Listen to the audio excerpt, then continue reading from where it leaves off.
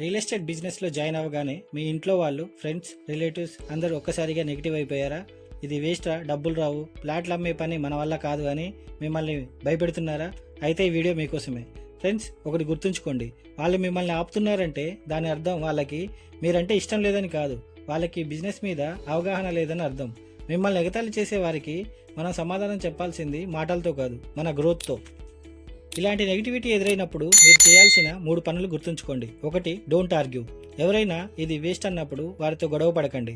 మీరు చెప్పింది నిజమే, బయట చాలా ఫ్రాడ్స్ జరుగుతున్నాయి, బట్ నేను చేసే కంపెనీ పూర్తిగా లీగల్, పూర్తి డీటెయిల్స్ అన్నీ వెరిఫై చేసుకొని డిసైడ్ అయ్యాను అని ప్రశాంతంగా చెప్పండి. మీ ప్రశాంతతే వారిని ఆలోచింపజేస్తుంది.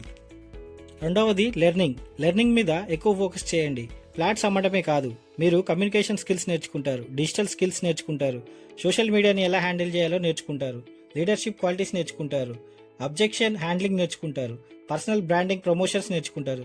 ఇలా చాలా స్కిల్స్ మీరు నేర్చుకుంటారు. బయట ఎవరు నేర్పించని చాలా స్కిల్స్ మీరు ఇక్కడ ఇంప్రూవ్ చేసుకుంటారు. మీలో డెవలప్ కనిపిస్తుంటే మిమ్మల్ని ఎవరైతే ఎగతాళి చేశారో, మిమ్మల్ని ఎవరైతే వద్దనుకున్నారో వాళ్ళందరూ ఎలా చేస్తున్నావు, ఎలా గ్రో అయ్యావు చెప్పు, మేము కూడా ఇప్పుడు స్టార్ట్ చేస్తాం, ఇలా మిమ్మల్ని రిటర్న్ ఖచ్చితంగా అడుగుతారు. రిజల్ట్స్ చూపించండి. ఈ బిజినెస్లో మీ చెక్కు మాట్లాడినంత గట్టిగా మరేది మాట్లాడలేదు. అది 100 రూపాయలైనా 1000 రూపాయలైనా మీ కష్టపడి సంపాదించినప్పుడు అది వారికి చూపించండి. సక్సెస్ కన్నా పెద్ద సమాధానం మరొకటి లేదు. గుర్తుపెట్టుకోండి.